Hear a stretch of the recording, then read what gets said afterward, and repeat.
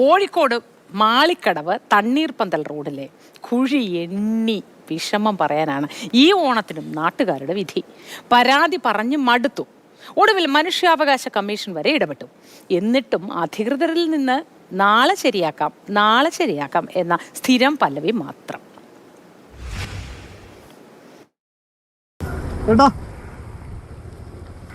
ചേട്ടനല്ലേ വിളിച്ചേ? അതെ അതെ അതെ. അല്ല, ഇതിപ്പോ അങ്ങനെ വലിയ പ്രശ്നമൊന്നും കാണുന്നില്ലല്ലോ റോഡിന്. അല്ല, ഇവിടെ മാത്രമേ ചെറിയൊരു ബുദ്ധിമുട്ട് കുറവുള്ളൂ. ബാക്കി അങ്ങോട്ട് ആ ഭാഗത്തേക്ക് പോകുമ്പോൾ വണ്ടി ഓടിക്കാൻ പറ്റാത്തൊരു സ്ഥിതിയാണ്. നമുക്കെന്നാലേ അതൊന്ന് പോയി കണ്ടാലോ? തീർച്ചയായിട്ടും കാണണം. സ്ഥലങ്ങളൊക്കെ ഒന്ന് കണ്ടാലോ? അതാണ് നമുക്ക് കാണുന്നത്. ഹെൽമെറ്റ് ഉണ്ടോ? ഓ, ഹെൽമെറ്റ് ഉണ്ട്. ഈ റോഡ് ഇപ്പോൾ ഏകദേശം എത്ര ദൂരം ഉണ്ട് ചേട്ടാ? ഈ 1.5 കിലോമീറ്റർ ഉണ്ട്, മാളിക്കടവ് മുതൽ തണ്ണീർപ്പന്തൽ വരെ. ഇപ്പോൾ അങ്ങനെ കുറേ സ്കൂളും ഒക്കെ ഉള്ള സ്ഥലമാണ്. തന്നെ IT പിന്നെ MSS സ്കൂളും സ്ഥിതി ചെയ്യുന്ന സ്ഥലമാണ്. നിരവധി വിദ്യാർത്ഥികൾ, അതായത് സ്കൂൾ ബസ്സും ഒക്കെ പോകുന്നുണ്ട്. പിന്നെ കാൽനടയായിട്ടാണ് കുട്ടികൾ തണ്ണീർപ്പന്തൽ ഇറങ്ങി ഈ ഭാഗത്തേക്ക് വരിക. അത് ശരി. വളരെ കുറഞ്ഞ വേഗതയിലാണ് പോവുക. എങ്കിലും ഈ കുഴികൾ പെട്ടെന്ന് നമ്മൾ വലിയ വാഹനങ്ങൾ വേഗത്തിൽ വരുമ്പോൾ പിന്നെ ഈ സൈഡിലുള്ള ഈ ഭാഗങ്ങൾ കണ്ടോ, ഇതൊക്കെ കൂട്ടിയിട്ടതാണ്. ഇത് പിന്നെ 2 ഹൈവേനെ ബന്ധിപ്പിക്കുന്ന റോഡും കൂടിയല്ലേ? 2 ഹൈവേനെ ബന്ധിപ്പിക്കുന്ന റോഡാണ്.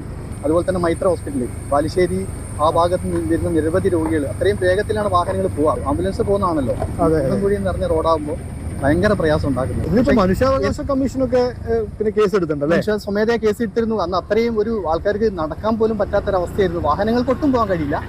അപകടങ്ങൾ ഉണ്ടായിട്ടുണ്ട്. നിരവധി പേർക്ക് പിന്നെ വീണിട്ട് മൂക്കിന് പരിക്ക് പറ്റിയൊരു, അതുപോലെ തന്നെ കാലിന് വീണ് എല്ല് പൊട്ടിയവരൊക്കെ നിരവധി ഉണ്ടായിട്ടുണ്ട്.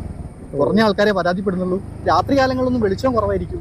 പിന്നെ ഇരുവശങ്ങളിലും ഈ ഒരു കാര്യം കണ്ടതാ, ഈ ഒരു ഡ്രൈനേജ് കണ്ടില്ലേ? എപ്പോൾ ഞാൻ തന്നെ ഒരു വശമായി കുഴിയിൽ വീണാൻ പോരാ. ഈ ഡ്രൈനേജിലോ? അത് അവിടെ അതാ റോഡിൽ നമ്മൾ വലിയ വാഹനം വരുമ്പോൾ വണ്ടി അങ്ങോട്ട് പോകുമ്പോൾ അറിയില്ല ആള്.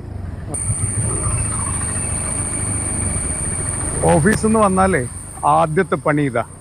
കാരണം ഞങ്ങൾക്ക് വീട്ടിലിരിക്കണ്ടേ, രാവിലെ നനച്ചിട്ടിട്ടാണ് പോവുക.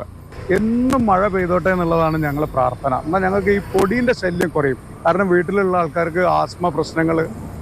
ഇതിപ്പം ഞങ്ങൾ 2 കൊല്ലമായി ഞങ്ങൾ ഈ ദുരിതം അനുഭവിക്കുന്നു. ഞങ്ങൾ PWD അധികൃതരെയും കോൺട്രാക്ടറെയും നമ്മളെ ബന്ധപ്പെട്ട കോർപ്പറേഷൻ കൗൺസിലർ, അത് കഴിഞ്ഞിട്ട് MLA, ബഹുമാനപ്പെട്ട മന്ത്രി റിയാസിന് നമ്മൾ നിവേദനം കൊടുത്തു.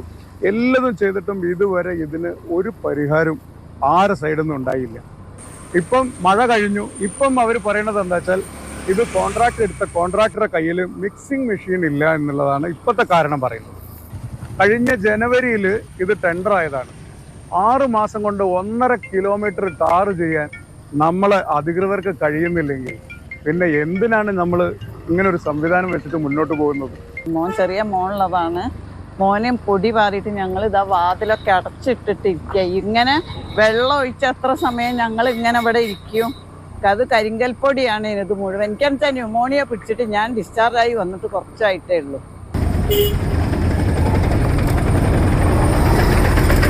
കഴിഞ്ഞ ഓണവും നമ്മളെ ഇതേ അവസ്ഥയാണ് ഇവിടെ ഉണ്ടായി. അതിന് മുന്നത്തെ ഓണത്തിലും ഇത് തന്നെ അവസ്ഥ. വളരെ നമ്മളെ ബന്ധുക്കളൊക്കെ ഇപ്പോൾ ഓണം ആഘോഷിക്കാൻ വേണ്ടി വീട്ടിലേക്ക് വരാൻ തന്നെ തയ്യാറാകുന്നില്ല ഈ റോഡിന്റെ അവസ്ഥ കാരണം. നമ്മൾ ഇവിടുന്ന് അവിടെ എത്താൻ ആകെ 5 മിനിറ്റിൻ്റെ ഉള്ളിൽ എത്തുന്നതാണ്. അതിപ്പോൾ നമ്മൾ 10-15 മിനിറ്റ് ആകുന്നുണ്ട്. അപ്പോൾ രോഗമുള്ളവർക്ക് തീരെ പോകാൻ പറ്റില്ല. അപ്പോൾ കൈത്തിന് വരെ എങ്ങനെ ഡാമേജ് ആയത് ഈ കുലുക്കം കുടുങ്ങിയിട്ടാണ്. ചെറിയ ഓപ്പറേഷനും കാര്യങ്ങളും കഴിക്കേണ്ടതുണ്ട്. പരമാവധി ഈ റോഡ് അവോയ്ഡ് ചെയ്യാനാണ് നോക്കല്. ഇപ്പൊ മാവേലി പാതാളത്ത് വരുന്ന പറയുമ്പോ ഈ കുണ്ടുന്നൊക്കെ കാണുന്നു നിൽക്കേണ്ട, നമ്മള് റീൽസ് ഒക്കെ കാണുന്ന പോലത്തെ അവസ്ഥയാണ്. അതിന് പറ്റിയ സ്ഥലമാണ് ഇപ്പൊ നമ്മളെ മാളിക്കടവ് തണ്ണീർപ്പന്തൽ റോഡ് എന്ന് പറയുന്നത്. ഈ ഓണത്തിനും പരാതികളും പരിഭവങ്ങളും പറയാനാണ് ഈ നാട്ടുകാരുടെ യോഗം.